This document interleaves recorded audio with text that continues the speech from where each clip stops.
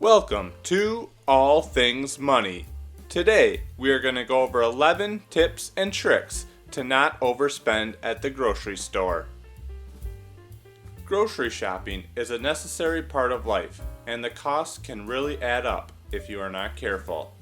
How many times have you gone to get just a few items, and then you get to the register and your cart is full and your bill is over $100? Well, hopefully these tips and tricks can help you from overspending at the grocery store and help keep your budget in check. Now let's get to the list. The first tip is before you leave, make a list of all the items you need. If you are meal prepping, then make a list of all the ingredients you need. Our second trick is to take an inventory of what you already have at your home. Take the list you made in tip number 1 and cross off anything that you already have at home on your list. If you fail to do these first 2 tips, then you risk buying items you already have, and next thing you know, you have multiple loaves of bread or jugs of milk that might expire or go bad before you get a chance to use them, and you end up wasting your money. Tip number 3, limit your trips to the store. Try to get everything you will need for the week in one trip. Research shows the less visits to the store you make, the less likely you are to make impulse buys and end up spending money on things you don't need. Tip number 4, pay attention to sales and prices.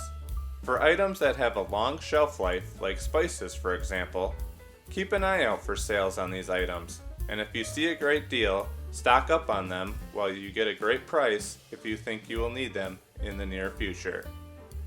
While watching out for sales, beware of burn rate. Burn rate refers to how much you can go through of an item before it goes bad, or how long a product lasts.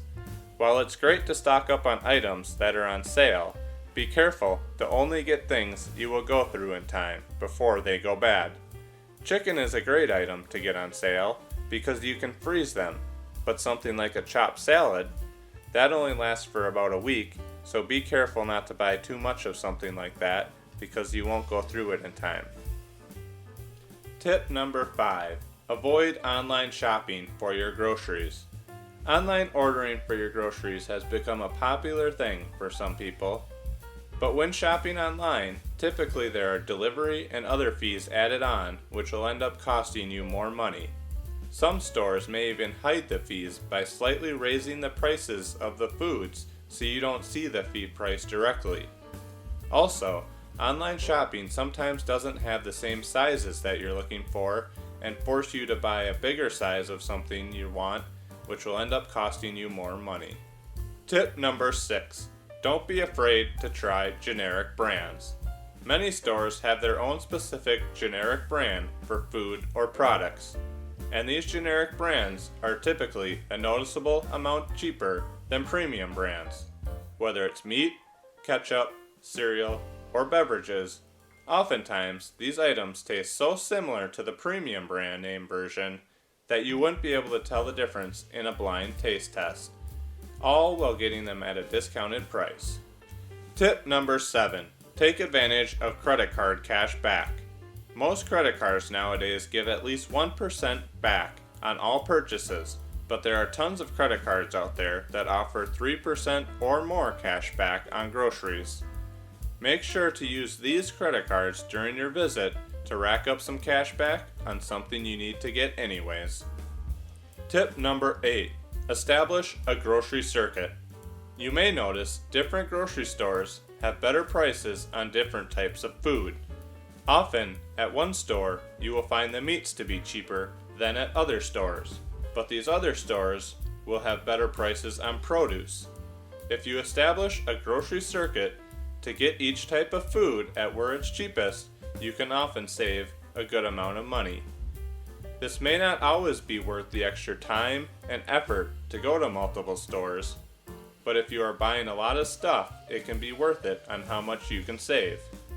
You can always stock up on meats and freeze them until needed so you don't have to always go to that store and then just visit the other store that has cheaper produce when you need to run for dinner side items. Tip number 9. Look at the price per unit. Usually on the price tag, they will list the price per unit, which will tell you just how much you are paying for a certain amount of an item. This will let you compare the price of two different sizes of the same item. Oftentimes, on things like condiments for example, it will be cheaper to get a bigger bottle of an item compared to a smaller bottle. If it is something you will go through and it has a long enough shelf life, then it can be worth it to spend more now to get the bigger size at a cheaper price per unit. Tip number 10. Use coupons and other cashback apps.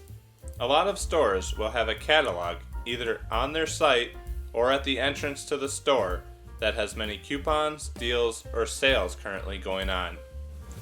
Only check for things you are already going to buy, and be careful not to impulse buy items you don't actually need only because you have a coupon or there's a sale on them. There are also apps out there, like Ibotta for example, that will give you cash back when you buy certain items. Typically, all you have to do is upload the receipt onto the app or scan the barcode for these items to get rewarded with cash back. Tip number 11. Watch out for impulse buying. One way to avoid impulse buying is to go to the grocery store on a full stomach. If you are hungry when you go to the grocery store, there's a higher chance when you see snacks that you'll have a bigger urge to buy them. Have a minimalist mindset when shopping to get only what you actually need, and focus on sticking to your grocery list to get only what you came for.